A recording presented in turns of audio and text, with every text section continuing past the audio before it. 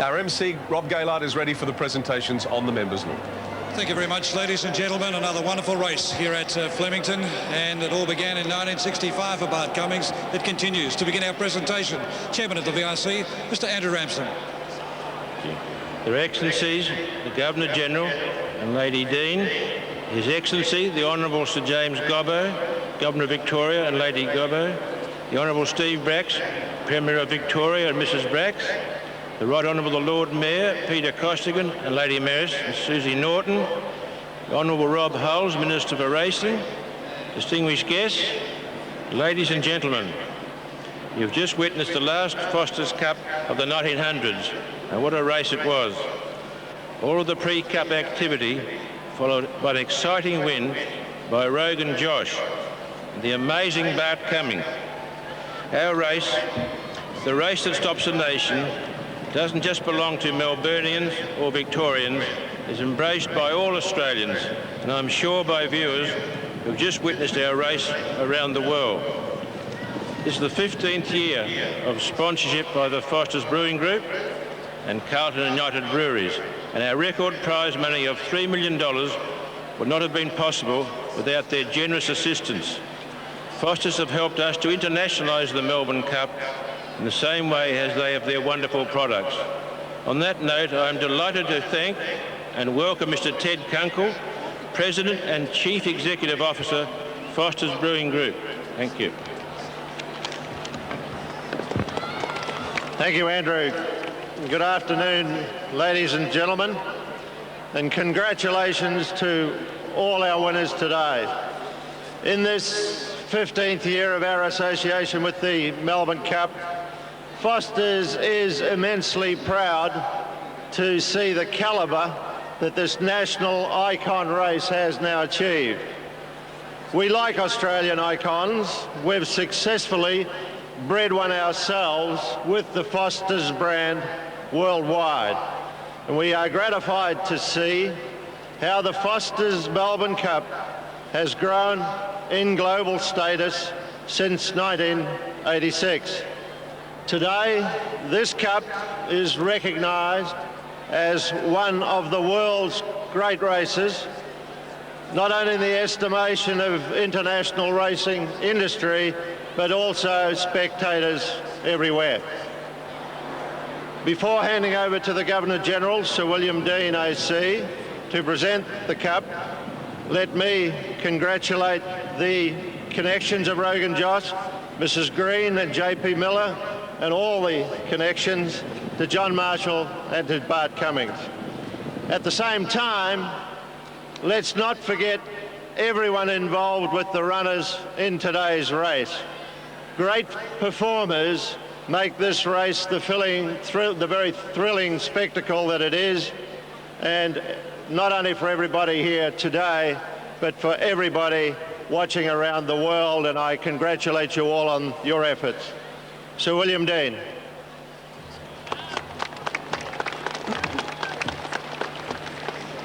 Your Excellency, the Governor, Mr Premier, Mr Ramsden, ladies and gentlemen, this racecourse has become the focus of our nation at this time each year.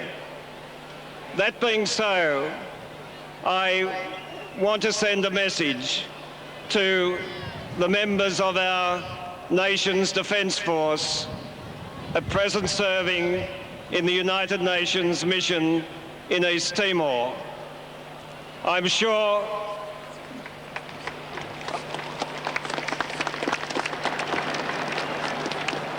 I speak for everyone here at Flemington when I say to them, you're in our thoughts, you have our thanks, we're extremely proud of you.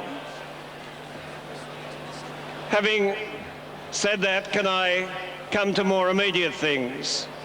I'd like to congratulate the chairman, the committee, and all the staff of the VRC, indeed all the people of Melbourne, on a great racecourse in a superb condition and on a truly wonderful spring carnival, indeed the best in the world. The centre point of that carnival is, of course, our great national horse race, the Melbourne Cup, and today has lived up to the traditions of that great race. First of all, I'd like to congratulate the horse, a 7-year-old gelding which has come from the West to prove a really outstanding winner both today and last Saturday. Second, I'd like to congratulate the owners, Mr. Miller and Mrs. Green. Third, I'd like to congratulate our national legend, Mr. J.B. Cummings.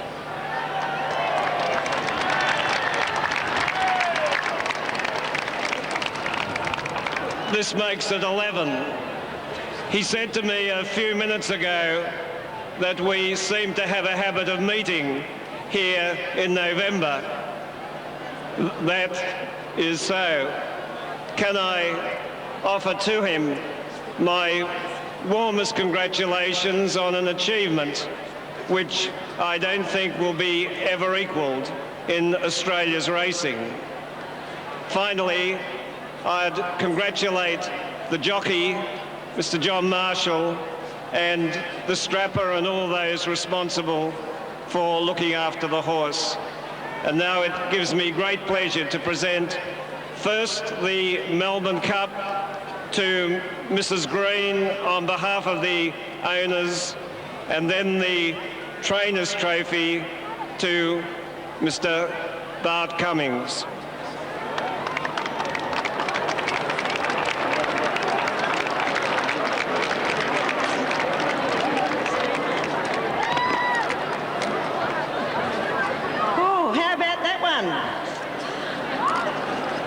Once again, I'm here at Flemington with nothing to say, but I do have to start with saying, ladies and gentlemen, the chairman, committee members and special guests, I'm getting it right now,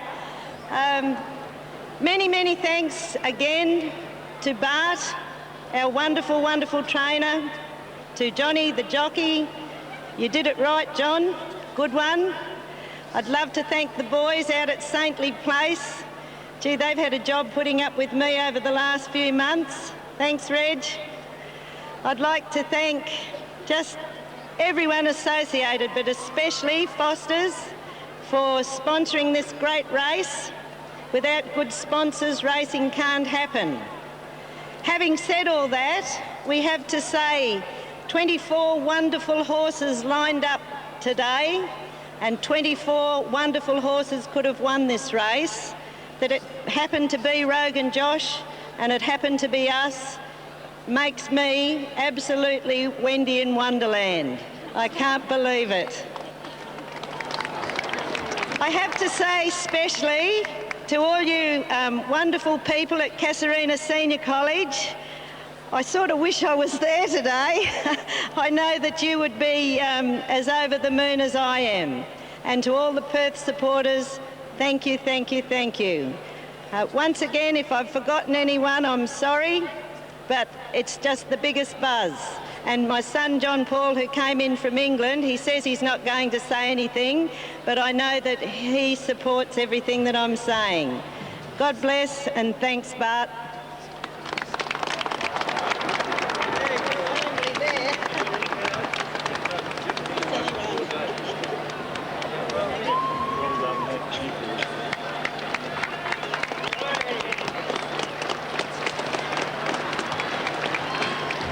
Your Excellency, Mr. Chairman, members of the committee, distinguished guests, ladies and gentlemen.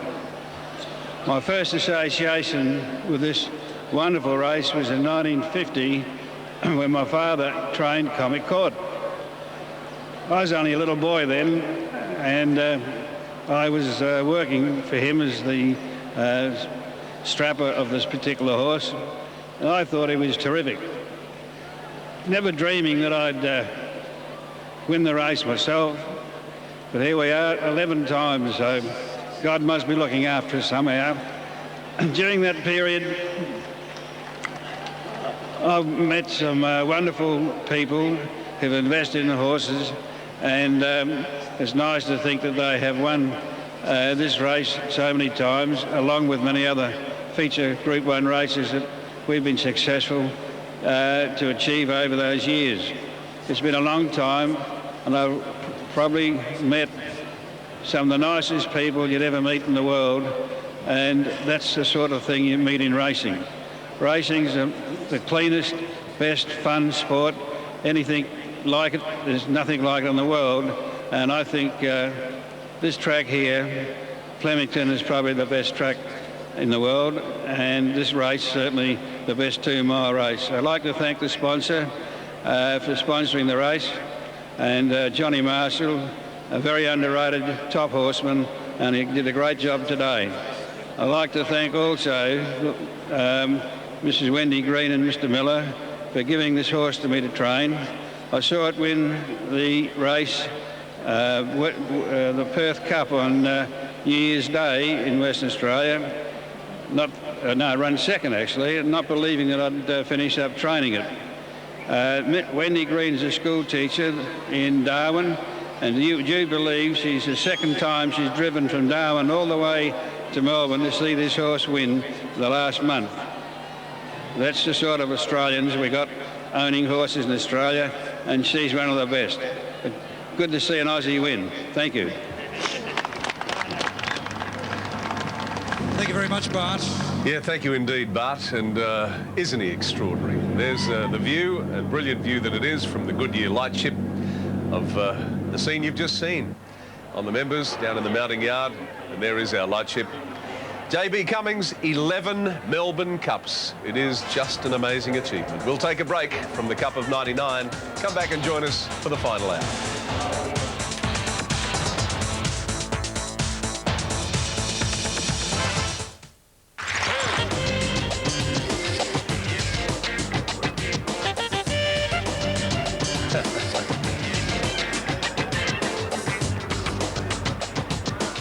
Welcome back. It does get pretty relaxed in the last hour of the Melbourne Cup. There's a beautiful shot of the city of Melbourne. Isn't that magnificent? Wonderful Yarra River. And there's the crowd. They're starting to settle down a bit now. With an hour to go of our coverage. 2 races to go, though. And you'd be counting your money, commiserating, having another glass of. There's our dividends for the Melbourne Cup of 1999. Rogan Joss, $6 and $2.10. Central Park, $16.40. Dead Heat for third. Lahar, $11.60. And $6 Zaza Bell. And there's the trifectas. A lot of results, of course. Good trifectas, 17, 2 and 12. A little over 19,000.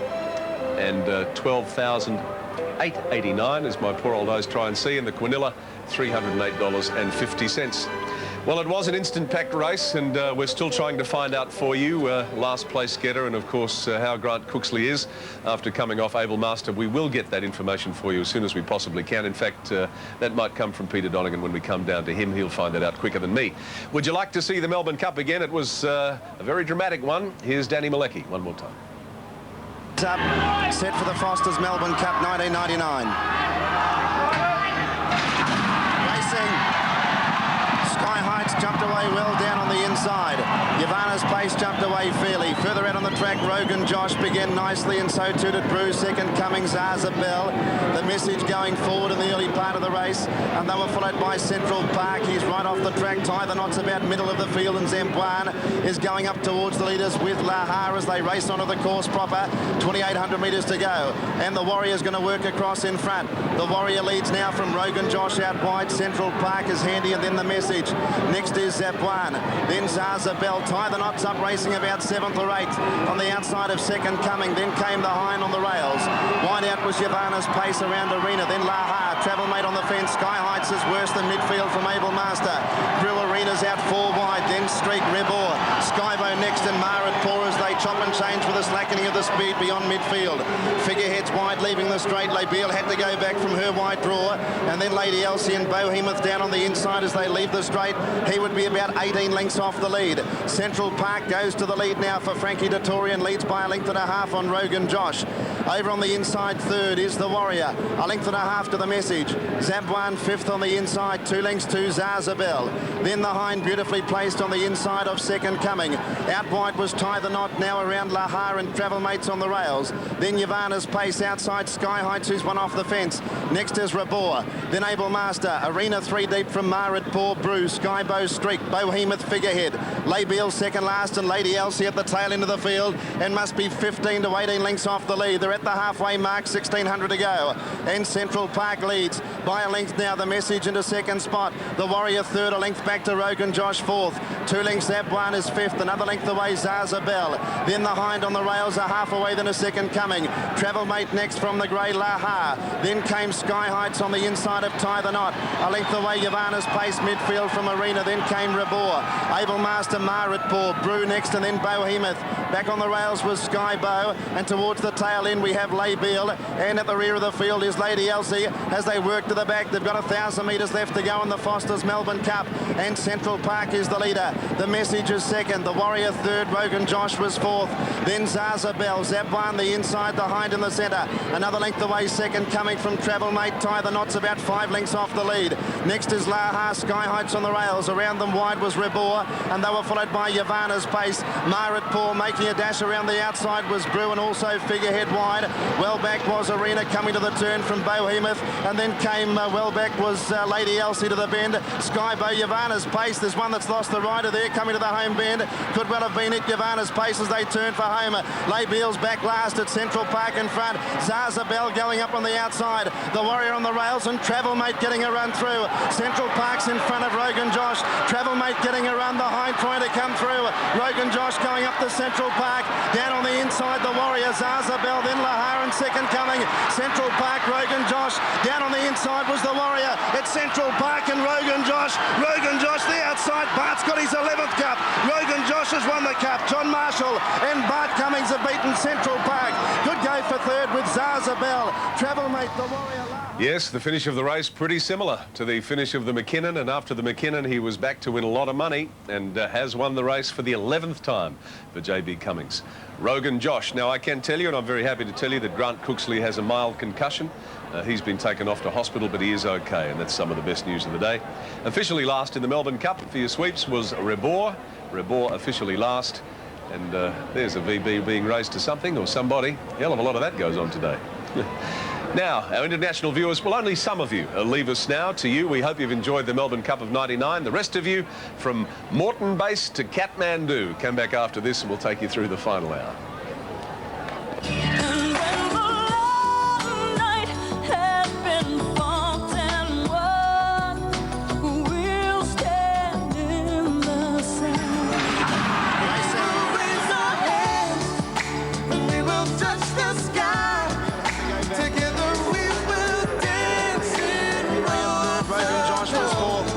Zazabel's out. Side pass, got his 11th cup.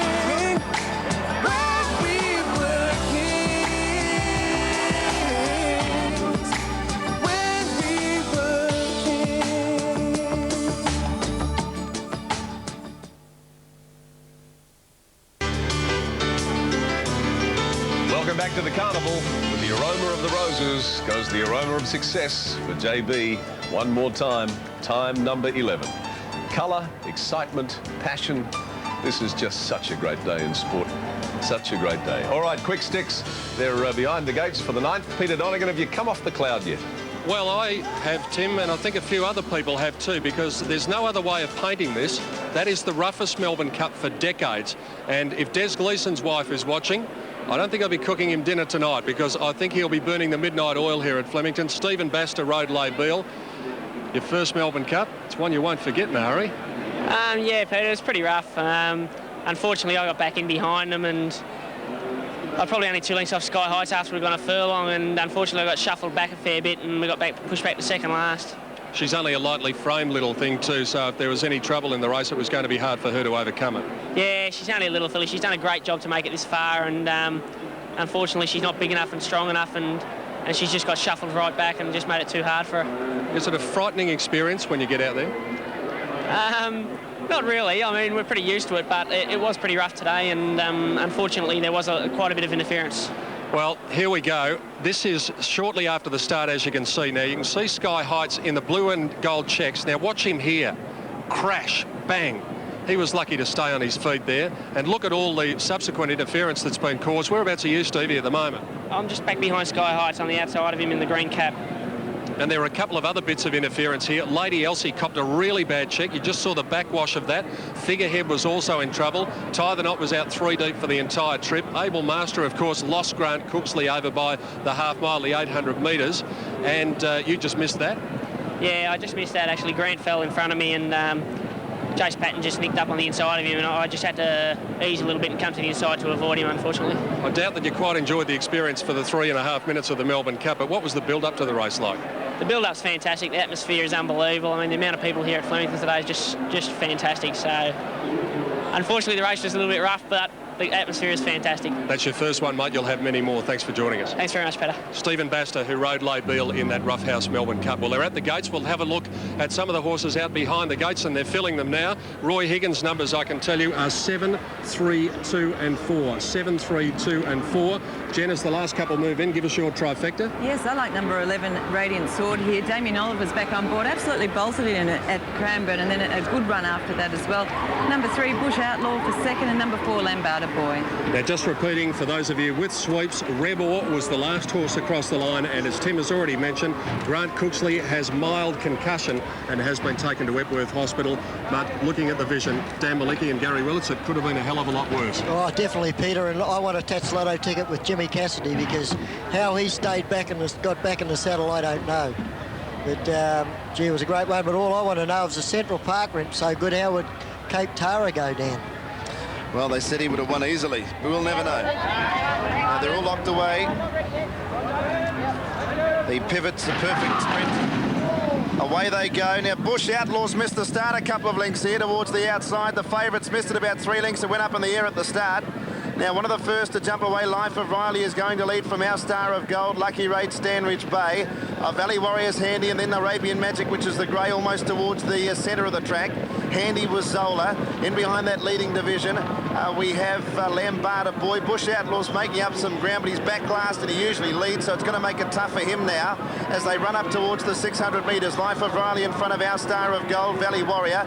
Arabian Magic, Zola, Handy, Radiant Sword likewise in the blue colours, about 2 off the lead. Then Lambada Boy, followed by Barnacles and Sandridge Bay. Video Fan looking for a run next.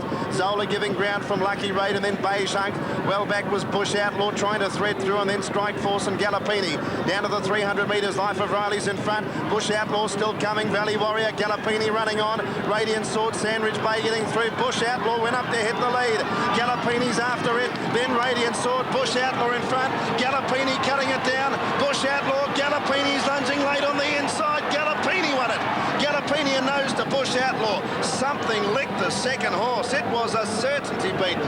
Third home in the race, perhaps Sandridge Bay, and then Barnacles, Arabian Magic, Valley Warrior, Video Fan, then Strike Force and Radiant Sword. From Lucky Raid, Our Star of Gold, Beige Hunk, Lambada Boy, Zola and Life of Riley knocked up to finish near last. Well, Gallopini. 10's got it. 10 the winner. That's Gallopini has just pipped Bush Outlaw. Bush Outlaw, but gee, it's great. Gallopini ran out of Ranchita. I won a lot of races on Ranchita in those great colours of Jeff Murphy's, the late Jeff Murphy's. But it's David Hall and Brett Preble again. Start. Gee, what a good thing beat Bush Outlaw at the start.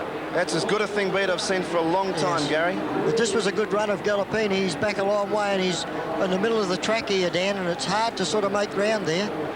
And he's done it hard. But Bush Outlaw, if it hadn't got, missed the start like it did, it must have won easy. But here they go.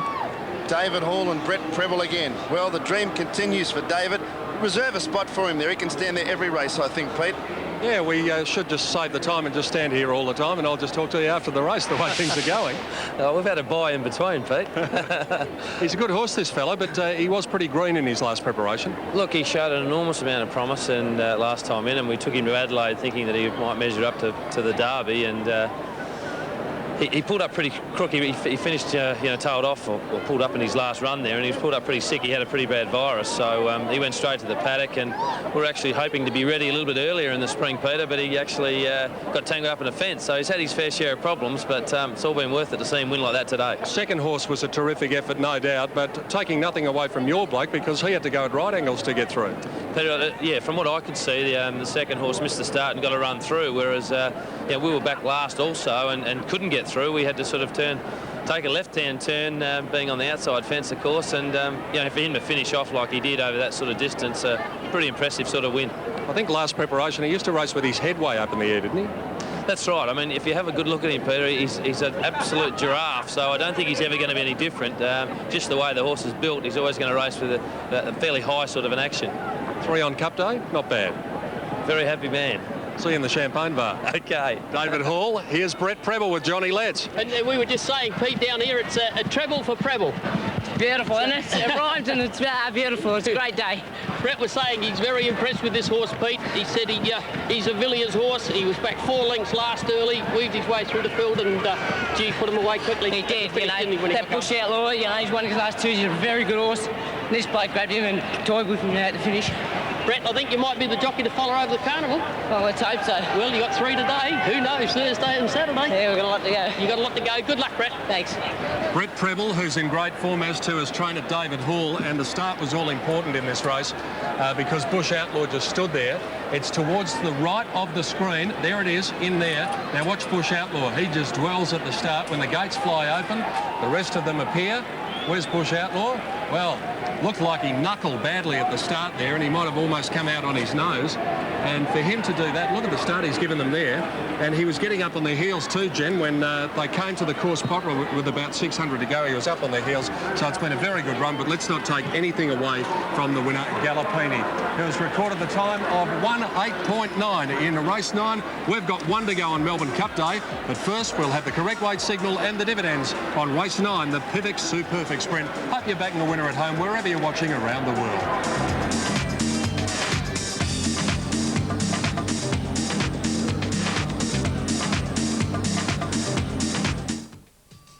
Due to the live telecast of the 1999 Melbourne Cup Carnival, this morning's episode of In the Box will not be seen at this time. You can catch all the action at 3:30 p.m. this afternoon here on 10. This is Taxi Ride, the #1 album, Imaginate, with Get Set. And everywhere you go. Taxi Ride, Imaginate, the #1 Australian album. In store now. Oh no, stubble trouble again. That coarse stubble seems to grow back faster every time. Don't shave your legs, caress them with the brand new Enjoy Caress hair removal system from Danos Direct. Enjoy Caress has pain reduction technology and an ergonomically designed shape that contours to your curves for an ultra-close contact. The design creates a surface tension, so each hair is positioned at a perfect angle for instant removal. On the very first pass, your legs feel softer, smoother, silkier than you've ever dreamed possible. The lateral pain reducers massage the skin, while the 24-karat gold rotating tweezer discs remove the hair at 500 grips per second, so fast you can hardly feel it. Enjoy Caress leaves your legs silky smooth for up to 6 full weeks. In this demonstration, one leg was shaved by a razor, the other was caressed by Enjoy. After 2 weeks, the shaved leg has 3 to 4 millimetres of stubble.